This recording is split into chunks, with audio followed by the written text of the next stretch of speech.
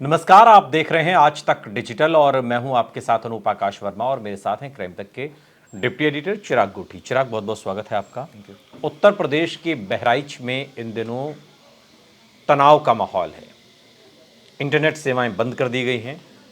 खुद SIT chief Amitabh यश मैदान पर हैं, मोर्चा संभाले हुए हैं। सड़क पर पिस्तौल लेकर चलते हुए उनकी तस्वीर भी अभी सामने आ चुकी है। स्थिति बहुत ज़्यादा तनावपूर्ण है। दुर्गा पूजा के दिन की बात है।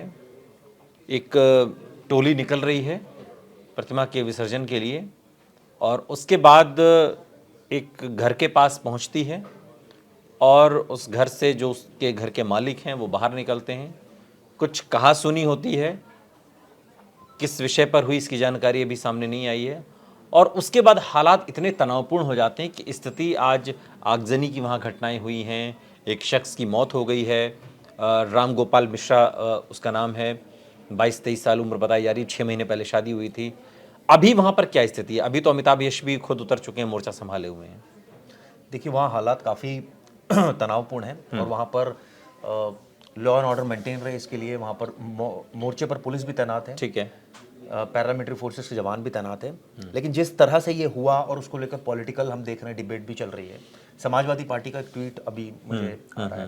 उन्होंने ये लिखा है कि एक पर्टिकुलर जगह पर राम गोपाल मिश्रा जो है वो चढ़े और वहाँ पर उन्होंने झंडा जो है वो फहराया, जिसकी वजह से अब वो तो ये कह रहे हैं कि इनके मन में जहर किसने भरा, इस तरह की बातें पॉलिटिकल कर रहे हैं। लेकिन सवाल ये उठता है कि इतनी गोलियां किसी के मार देना और उसके बाद वहाँ पर हालात ऐसे हो जाना कि वहाँ पर अब प्रशासन से संभल नहीं रहा था शुरुआत में मामला। अब तो खैर वहाँ पर काफ़ी फोर्स आ गई है, तो अब तो संभल गया है। लेकिन कहीं ना कहीं ऑब्वियसली ये चीज़ जो उसको इतनी गोलियां लगी, ये कहीं से भी जस्टिफाइड नहीं है। और इसके पीछे वजह क्या है, क्यों, किन लोगों ने ये हरकत की, इसके पीछे क्या वजह है, इसकी ऑब्वियसली जांच अब की जाएगी। लेकिन इस तरह की घटनाएं पॉलिटिकल जो मूव है वो बहुत जल्दी ले लेती हैं और इस केस ने भी ले लिया पॉलिटिकल मूव। इसलिए वजह यही रही कि जो एडीजे लॉ एंड ऑर्डर हैं खुद वहाँ पर मौके पर पहुँचे हैं अमिताभ यश और वहाँ पर स्थिति को संभाल रहे हैं। और उनका एक वीडियो भी, जैसे आपने जिक्र किया, आया है जिसमें वो अपनी पिस्टल लेकर जो है वो भीड़ को काबू करते हुए नजर आ रहे हैं। सवाल ये उठता है कि इस तरह के प्रोसेशंस में, चाहे वो किसी भी धर्म के क्यों ना हो, इस तरह के झगड़े होना और उसके बाद इस तरह की स्थिति पैदा होना, नहीं तो सवाल ये है कि ये स्थिति इतनी भयानक कैसे हो गई? अगर कोई मूवमेंट हो रही है, अगर कोई यात्रा निकाली जा रही है, इस तरीके की धार्मिक यात्रा है और चूंकि ये समझा जा रहा है कि भाई जब कभी ऐसा मौका होता है तो पुलिस की एक तैनाती भी रहती है, कुछ बीट हो या बीट ऑफिसर हो या कुछ सिपाहियों की तैनाती की जाती है। यहाँ पर ऐसा कुछ नहीं था कि जो तनाव ने इतना विकराल रूप ले लिया कि इतना कुछ हो गया, क्योंकि तुरंत तो कुछ नहीं होता ना, थोड़ा तो वक्त लगता है समझने में पुलिस को भी, या कैसे क्या हुआ समझ में नहीं आई कहानी पूरी। देखिए, एक बात बहुत क्लियर है जो कि समझ में आ रही है, वो ये कि इंटेलिजेंस फेलियर तो है ही। हाँ, क्योंकि इतनी जल्दी तो नहीं होता। बिल्कुल। और ये पुलिस अगर वहाँ पत्थर रखे गए थे, पत्थर मारे जा रहे हैं, तो पत्थर तुरंत तो नहीं मंगाए गए ना छत पर। अगर ये बात कही जा रही छत से पत्थर फेंके गए, मैं वही कह रहा हूँ कि इसमें एक सुनियोजित ढंग से ये चीज़ें हुई हैं। और दूसरा ये भी बहुत क्लियर कट है कि वहाँ का लोकल प्रशासन, अगर हम बात करें, तो उनके पास इंटेलिजेंस नहीं थी, तभी ये घटना हुई, इतनी ज़्यादा बढ़ गई। और अब तभी जब बहुत ज़्यादा स्थिति विकराल रूप उसने धारण कर लिया, तब सीनियर अधिकारियों को मौके पर आना पड़ा है, स्थिति को कंट्रोल में करना पड़ा है, भीड़ को काबू में करना पड़ा है। तो इसका तो साफ साफ बहुत क्लियर कट है कि जो भीड़ थी वो बेकाबू हो गई थी एक वक्त तक, और इसकी जानकारी कि उनके मन में क्या चल रहा है, आगे क्या उनकी प्लानिंग है, ये नहीं लगी प्रशासन को टाइमली।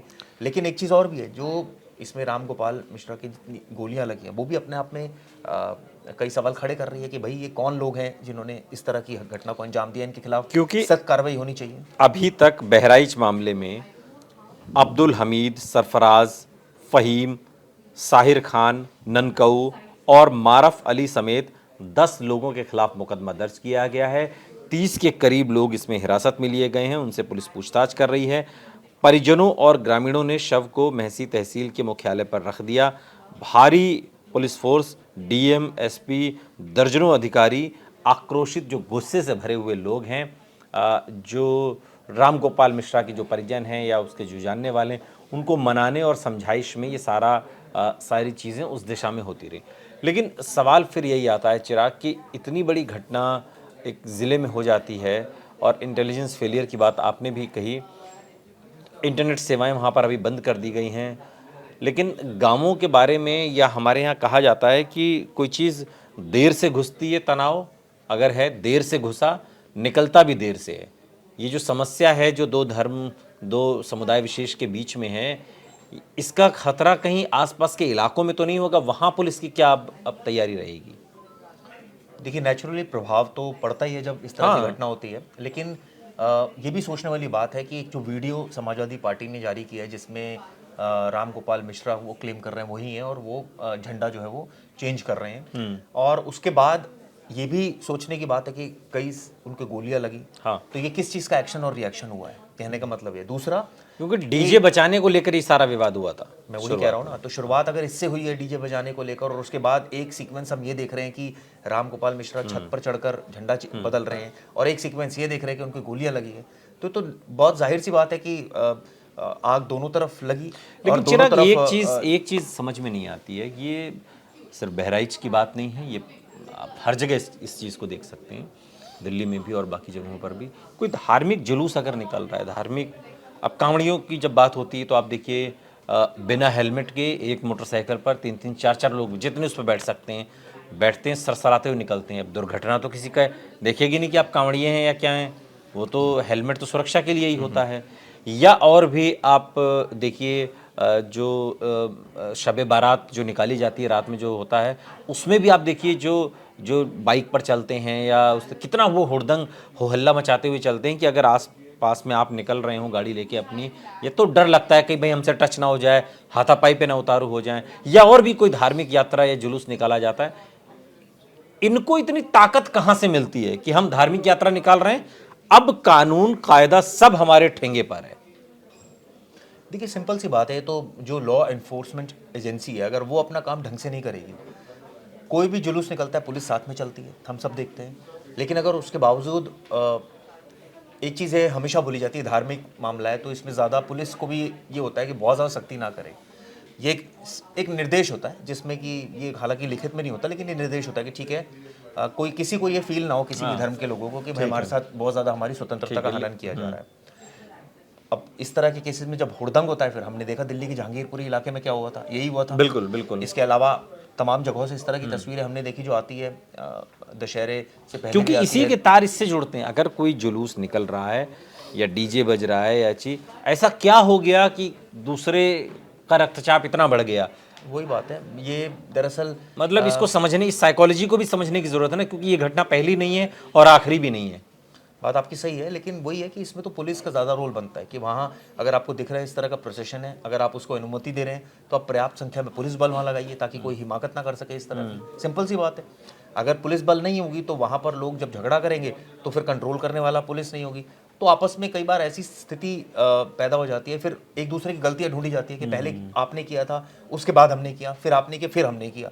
तो इस तरह से एट द एंड यहाँ क्या हुआ, राम गोपाल मिश्रा की मौत हो गई, ठीक है, मुकदमा दर्ज होगा, अब आरोपी भी गिरफ्तार इसमें हुए हैं कुछ, लेकिन आप सोचिए ना इसकी वजह से क्या 6 महीने इलाके पहले में उसकी क्या शादी हुई क्या थी। 6 महीने पहले शादी हुई थी, और इस समय क्या माहौल वहाँ पर बना हुआ है कि वहाँ पर लॉ एंड ऑर्डर की दिक्कत आ रही है। बिल्कुल, लॉ एंड ऑर्डर, और वहीं पर नहीं, जो उससे लगते हुए जिले हैं वो भी तनाव से दूर नहीं है, उन पर भी इस पूरे भी दिक्कत है। केस में जो मुझे समझ में आ रहा है, इसमें पहले तो गलती तय होनी चाहिए कि गलती एक्चुअल में किसकी थी।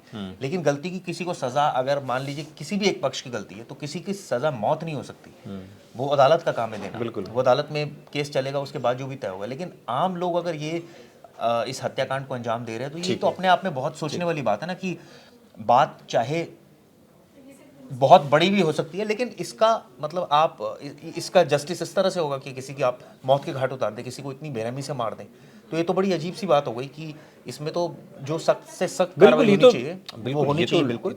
और इसमें मुझे लगता है कि ये सिर्फ इसको धर्म से जोड़ के नहीं देखना चाहिए, इस पूरे मामले को, इस मामले को सिर्फ एक ये जोड़कर देखना चाहिए कि कोई किसी की हत्या कैसे कर सकता है। लेकिन शुरुआत धर्म से ही हो रही है, और जब शुरुआत चूंकि धर्म से हो रही है, किसी भी धर्म का हो, किसी भी धर्म में ये नहीं सिखाया गया कि आप अपने आप को ऊंचा दिखाने के लिए बड़ा दिखाने के लिए, महान दिखाने के लिए, सबसे ताकतवर शक्तिशाली दिखाने के लिए किसी की हत्या कर दें।